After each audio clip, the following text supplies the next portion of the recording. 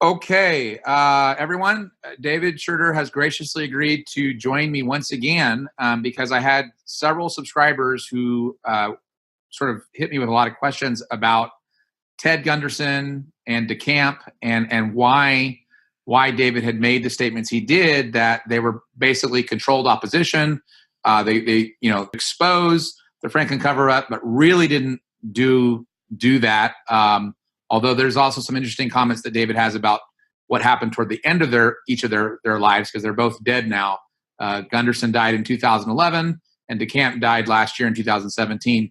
So without further ado, guys, I'm going to let David sort of take over and let him sort of address this whole topic of Ted Gunderson and DeCamp. Go ahead, David. Okay. What I'm going to say is going to be difficult for a lot of people to hear, especially because this whole situation is based on personalities for years. We've been told that Ted Gunderson and John DeCamp are heroes, and I have completely Doug Mesner is Vileance, Vileance, and he keeps bringing up the fact that I molested my nephew. And so let's talk about that whole episode. So they made me light someone on fire when I was 10. And as you can imagine, I became pretty much out of control. My parents, my dad and my stepmother couldn't control me. So they decided to take me up and dump me at my sister Kathy's house in Minneapolis. And so when I ended up attacking her 3-year-old son. I was 12, he was 3. Say that, oh, you molested him. There's some of that because I was acting out, but for the most part, I beat the fuck out of him. And so... What it is, everybody. Thanks for joining me for another exciting show. What's been a packed week. We had Fiona Barnett on a few nights ago. Today, I'm really excited to be joined by David Shurter, my friend and previous 2-time guest. You're a 3-timer. You might actually be alone in that 3-timer club. I don't have many people on the show as frequent guests. Anyway, David is a survivor of satanic ritual abuse.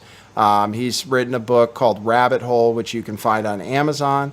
He has the entire book on his website, which is davidshurter.com. You can find links to his Twitter, his website, and his YouTube page right in the description for the show. And there's also a documentary about David, which will tell you everything you need to know, since I can tell you like watching videos on YouTube. So I'm Nathan Stoltman. You know, I have a producer. He's not here yet, but hopefully, is his door open? Okay, but he can get in and usually figures it out. David, I'm going to ask, we get into your story while people tune in. Why am I having you on now? And what do you think of what's going on? People like Isaac Cappy, Sarah Ruth Ashcraft, and what do you think of the mood of the maybe excitement around the attention that this issue getting, out of the blue? I'm reserved. I didn't even know. I've been taking a break from this.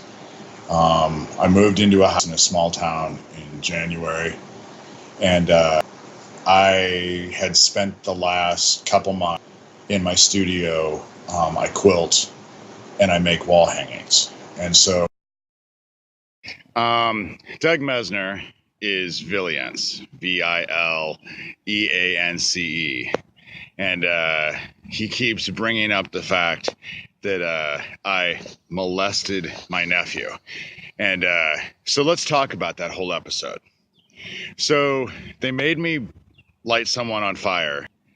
And as you can imagine, I became pretty much out of control. My parents, my dad and my stepmother couldn't control me. So they decided to take me up and dump me at my sister Kathy's house in Minneapolis. And so when I was 12, I ended up attacking her 3-year-old son. I was 12, he was 3.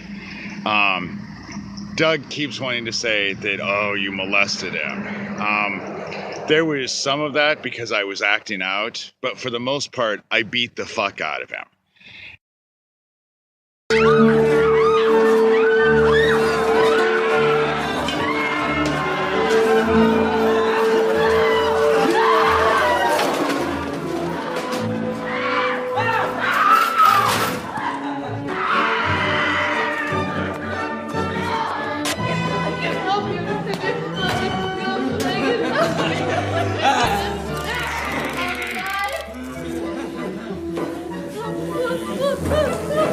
Ah!